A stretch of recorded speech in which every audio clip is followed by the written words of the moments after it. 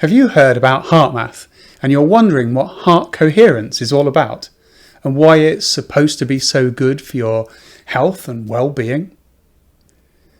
Well, in this video we'll be exploring the science of coherence, what it means to your health and well-being, and how you can get more of it simply and easily. But before we get on to what coherence is in a physiological context, we need to understand what coherence is in general terms. Coherence in any system, from the human body to social affairs, refers to a logical, orderly and harmonious connectedness between parts of a system or between people. Here's some examples of coherence in our lives. Think of a moment in a film when the music brings out the emotional punch of a scene, such that the soundtrack and the imagery, when combined, seem to resonate with us far more than on their own. For me, it's moments such as in Braveheart, when William gives his speech about freedom and James Horner's theme is gently refrained in the background. Or even in Apocalypse Now, when the helicopters swoop into view to the ride of the Valkyries. These moments of perfection in movies stay with us long after the film is finished, because the sound and the imagery were in perfect harmony. And we see this in nature all the time.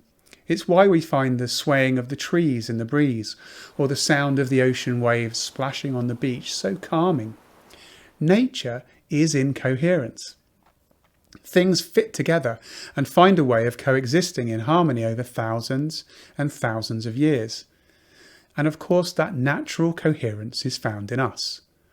When we speak of coherence in a Heartmath context, we're referring to the natural ebb and flow of our heart rate with our breathing. When we're relaxed, we see that our heart rate follows the pattern of the breath in an ordered and sine wave-like pattern. From a physics perspective, when we are in coherent state, virtually no energy is wasted because our systems are performing optimally and there is synchronization between heart rhythms, the respiratory system, blood pressure rhythms, etc.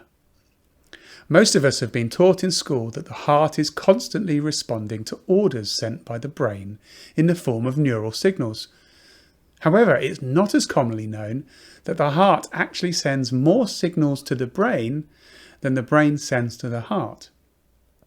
Moreover, these heart signals have a significant effect on brain function, influencing emotional processing as well as higher cognitive faculties such as attention, perception, memory and problem solving.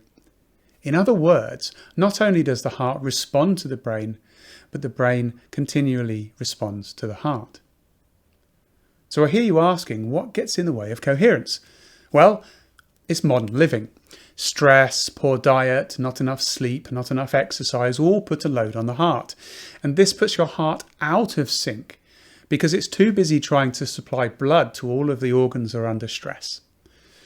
So you can see this easily in the heart rhythms of your average person. And by practicing coherence, you actually improve the heart's ability to deal with all of these demands and more efficiently process the stress that your body is under. Of course, if you can reduce the amount of stress that you're under, that will help too. So when the heart is in coherence with your respiratory system, research has found that people experience increased composure, more energy, clear thinking, enhanced immune system function and hormonal balance.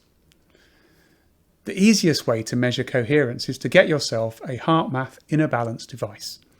This device connects to your smartphone and gives you real-time feedback on your coherence levels, such that you can learn to improve your coherence over time.